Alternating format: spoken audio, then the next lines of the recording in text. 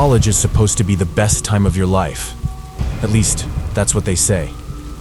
For me, it became the most disturbing memory I'll ever carry. At first, I thought I was just being paranoid. New roommate, new environment, nothing unusual. But little by little, the atmosphere shifted, and suddenly, nothing felt safe anymore. The night I realized the truth, it changed how I see people forever. And the truly terrifying question, how well do you really know the person sleeping just a few feet away? Tonight, we're diving into true college horror stories that actually happened. So stick close and keep watching till the end to find out what happened before it was too late. But before we start, make sure to subscribe or follow so you never miss any new chilling releases. If you're enjoying the content, hit like, drop a comment, and share this video. Let's see how many of you truly love this kind of episodes. Now here's your challenge. One of the stories you're about to hear might not be real. It could be completely made up. Or maybe all of them are true. Watch till the end. Try to spot the fake, and leave your guess in the comments. And as for last episode's fake story, they were all true. Thank you for being part of this journey with me. And now, let's dive into the darkness together.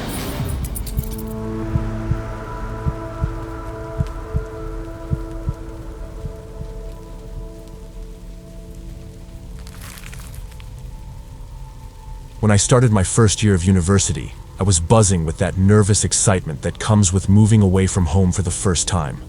My parents helped me unload my things into the dorm room, gave me a hug goodbye, and then I was officially on my own.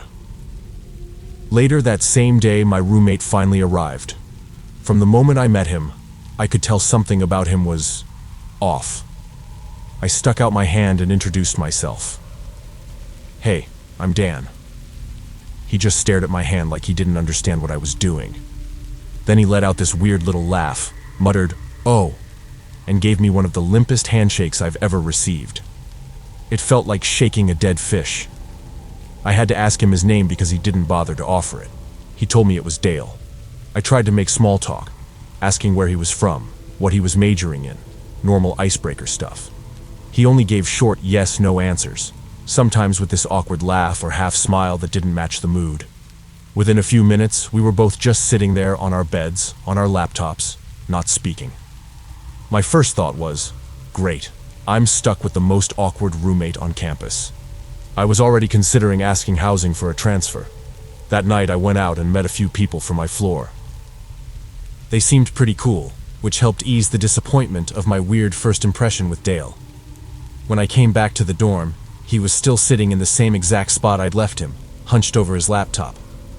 "Hey, what's up, Dale?" I asked. He didn't respond, just kept staring at his screen. I shrugged it off, turned off my lamp, and climbed into bed around 9:30. Dale, on the other hand, was on his laptop until about 3 in the morning. When he finally shut it, I started drifting off. But an hour later, I woke up. The blinds were open now, letting the moonlight spill into the room, and that's when I saw it. Dale was sitting on the edge of his bed, just staring at me. I shot upright, rubbed my eyes and muttered, "Dale, what the hell are you doing?" He whispered, "Sorry," and laid back down without another word. The next morning, he was already gone when I woke up, which felt like the first time I'd actually seen him leave the room. Later that day, during orientation, I overheard a couple of kids whispering and laughing about some guy they saw. Curious, I looked where they were pointing and felt my stomach drop. It was Dale. He was crouched in the dirt behind some bushes, rubbing the bark of a tree with his bare hand. Not looking at anyone, not talking, just doing that. The group leader didn't notice, but the two kids were confused. I said quietly, "That's my roommate," just to join in on their conversation. They gave me this apologetic look, and we all sort of laughed awkwardly. Weirdly enough, that's how I ended up making two of my first actual friends at school. By the time I got back to my dorm, I had even better news. Housing had already found me a new roommate. I'd be moving rooms the next day. That night, I went out with my new friends. When I returned, Dale was sitting in the desk chair, facing the door, just waiting. "Oh, hey," I said. He didn't smile, didn't act surprised, just said, "Nothing," when I asked what he was up to. I sat down and opened my laptop, but something was wrong. A bunch of my emails were already opened. Some I knew I hadn't even touched yet. A few of my folders, too. It was clear someone had been snooping through my computer. I looked at Dale and asked, "Did you go through my stuff?" "No," he said immediately, way too fast and way too loud. The kind of defensive answer that basically screams guilt. I didn't press it. I just wanted to get through one last night. But later, as I dug through my drawers for pajamas, I realized my clothes were all rearranged, like someone had gone through them. Still, I told myself, just one more night. Then I'm out of here. At around 2 a.m., I woke up again. This time to the sound of a zipper. I turned on my lamp. Dale was crouched on the floor, rummaging through my bag. "What the hell are you doing?" I demanded. He froze, then stammered, "I think you, took my toothbrush by mistake." It was such a pathetic excuse I almost laughed. But instead, I just told myself to keep calm. I wasn't about to fight someone who clearly wasn't right in the head. The next morning, I officially moved into my new dorm. My new roommate was quiet, but normal. 1,000,000 times better than Dale. That Sunday night, I was finally feeling settled. My roommate and I chatted for a bit before turning the lights out. I was relieved, thinking the weirdness was finally behind me. But around 3 a.m., I woke up again. This time to a faint clicking noise. It wasn't steady, but I'd hear it every 15 to 20 seconds. Click. Pause. Click. I got out of bed, thinking maybe it was a floorboard or a pipe. But when I walked closer to the door, I realized the sound was coming from the other side. I looked through the peephole. There was someone standing right outside. Their head was tilted down, so all I could see was the top of their scalp. But then I noticed what the noise was. The doorknob. They were slowly, methodically jiggling it. I felt my chest tighten. Whoever it was, they were trying to get in. I called campus police. They showed up within minutes, and when they cuffed the guy outside my door, I already knew who it would be. Dale. I told them everything, about him snooping through my stuff, staring at me in my sleep, going through my bags. Turns out he had followed me to my new room and was trying to break in. After that night, I never saw him again. I don't know if he got suspended, expelled, or what. But I never forgot him. Even now, years later, every once in a while I'll wake up in the dark, convinced someone's standing in my room, just staring. And every time Dale's blank face flashes in my mind.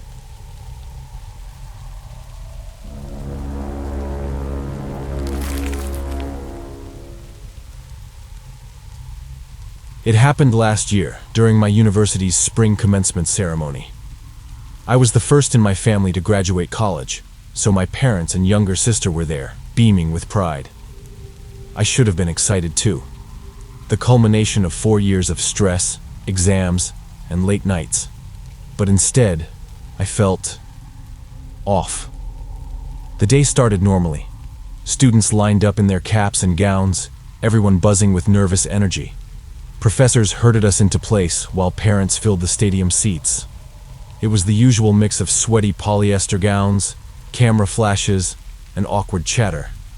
Then I noticed her. A girl, maybe mid-20s, standing several rows ahead of me in the graduate lineup. At first, I thought she was just another student I hadn't met.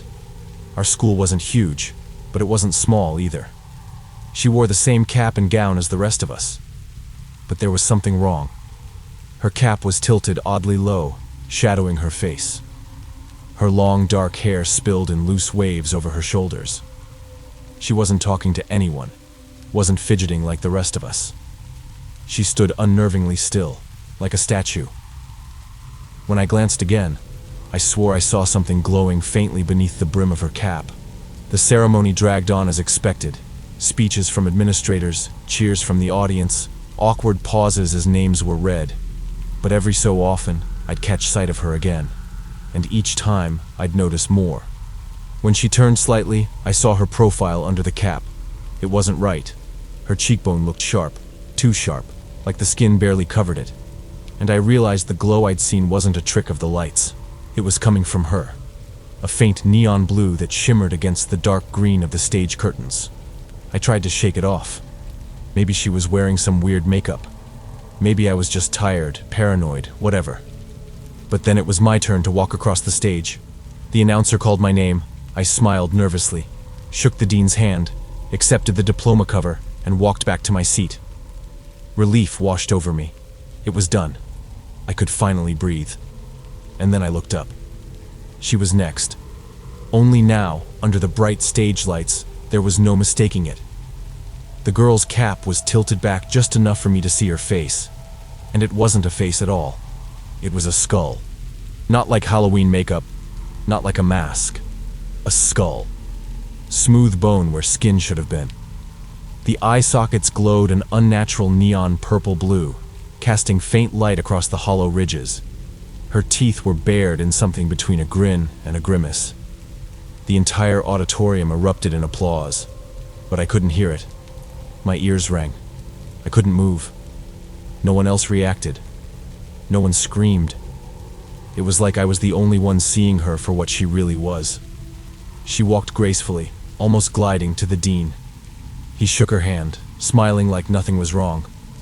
She accepted the diploma cover, the stage lights bouncing off the gleam of bone. I looked at the jumbo screen behind the stage, the one projecting every graduate's face for the audience. Her image flickered.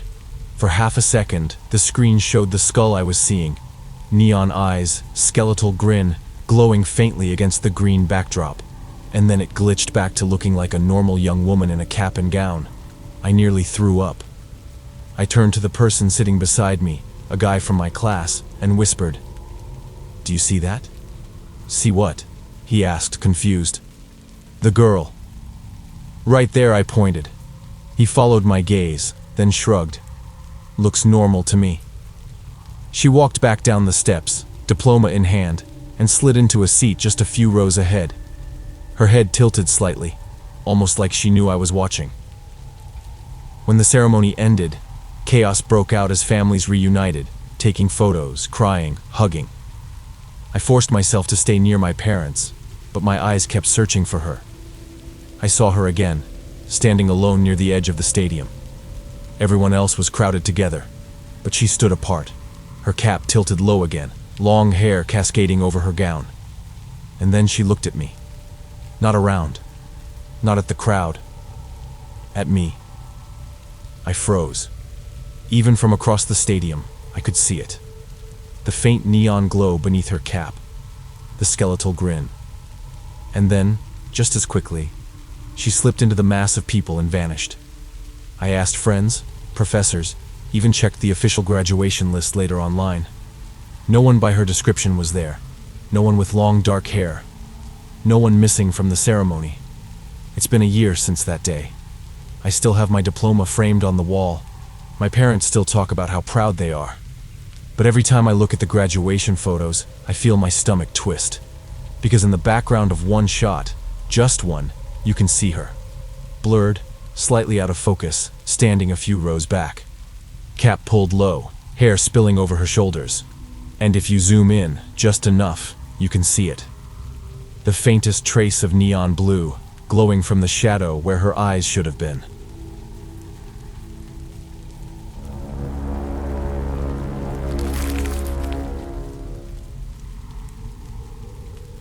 Back when I was in college here in Germany, me and a couple of friends were invited to a house party one weekend. It wasn't hyped up as some all-night rave, but in Germany, the drinking age is lower than in the US, so there was plenty of beer. We figured it would get rowdy enough. We were young, single, and way too excited at the idea of girls being there. Honestly, it was less about the music or the alcohol, and more about maybe meeting someone. We arrived overdressed and smelling of cheap cologne, clutching a case of beer like it was our ticket in. At first, we just stood in a corner, drinking nervously among ourselves. But as the beers kept flowing, our confidence built, and we started mingling. One of my friends, I'll call him Jonas, hit it off with a girl almost immediately. At first, we teased him about it. the way guys do. But when it became clear she was just as into him, we should have left him alone. We didn't. We kept interrupting, making stupid jokes, poking fun, until Jonas finally snapped and told us to back off. We rolled our eyes but respected it. By then, we were drunk enough to find our own distractions anyway. An hour or so later, we realized Jonas and the girl were nowhere to be found. We checked the kitchen, the living room, even upstairs where people were smoking and passing out on beds. No sign of them. Eventually, we ran into the girl's friends and casually asked. They said Jonas had taken her outside to his car. Of course, we knew what that meant. And being the immature idiots we were, we decided we had to catch them in the act. The plan was that one of us would sneak up to the car, snap a quick picture, and come back laughing. It was cruel, childish, and yeah, illegal, if we're being honest. I wasn't the one nominated. Another friend, Matthias, volunteered, phone in hand. The rest of us stayed back at the party, pretending we weren't part of anything. But Matthias didn't come back. Minutes ticked by, then longer. Finally, I went outside to check. I expected to catch him crouched by the car, camera ready. Instead, I found him sitting on the curb, pale as a ghost, his phone pressed to his ear. He didn't even look at me. His eyes were red, like he'd been crying. I could hear enough of his conversation to piece it together. He was talking to the police. When he hung up, I asked what happened. He just shook his head and said, "We need to leave." I didn't get the full story until later that night, back at his apartment, beers open, both of us shaking from adrenaline. This is what he told me. When Matthias reached Jonas's car, he expected to find two people making out. Instead, Jonas was in the passenger seat alone, head in his hands, crying. Matthias asked where the girl was, but Jonas wouldn't answer. So Matthias walked around to the other side of the car, opened the door, and climbed in. He asked again. Jonas finally lifted a shaky hand and pointed to the back seat. There was a blanket there. Beneath it, the clear outline of a body. It was the girl. She wasn't moving. She wasn't breathing. Matthias panicked, thinking maybe she'd had a seizure or a heart issue. He shouted for Jonas to call 112, the emergency number in Germany. But Jonas just kept whispering, "I need to think. Just wait." The longer Jonas stalled, the more Matthias realized what was happening. Jonas wasn't trying to save her. He was trying to figure out how to hide it. Matthias said the air in that car felt suffocating. Sitting inches away from a body and the man who might have caused it, he bolted. As he jumped out, Jonas started the engine and drove off before Matthias could stop him. That's when Matthias called the police. The aftermath was grim. It turned out Jonas had suffocated the girl. We never got the full story, whether it was intentional or some twisted accident. But what we knew was bad enough. He'd driven aimlessly afterward, supposedly planning to dump the car in the river and kill himself too. The police caught him before he went through with it. He confessed in court, tried to plead guilty fast, maybe hoping for a lighter sentence. For a few weeks, it was all over the local news. Then, like everything, it faded. People forgot. But Matthias never forgot. He told me the scariest moment of his life wasn't realizing he was sitting in a car with a dead body and her killer. It was the seconds afterward, standing outside, when the girl's friends were still inside the house, laughing, drinking, waiting for her to come back. He said the thought of one of them asking, "Hey, where is she?" was worse than anything. Because how do you answer that? We never did tell them. We just left, and I still carry the guilt of that silence.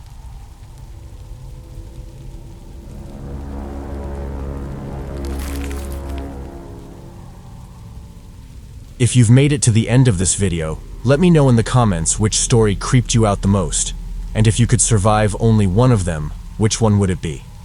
Don't forget to drop your guess. Which story do you think was the fake one? Also, if you enjoyed the episode, hit super thanks if you're on YouTube, or send us some stars if you're on Facebook to show some love and make your comments stand out. Want to go next level? Get early access to upcoming episodes, exclusive members-only content, and much more by joining our YouTube membership. or becoming a Patreon supporter. Trust me, you don't want to miss what's waiting there for you. Don't forget to like, share, and catch up on our previous episodes. And now, stay tuned for the next horror episode.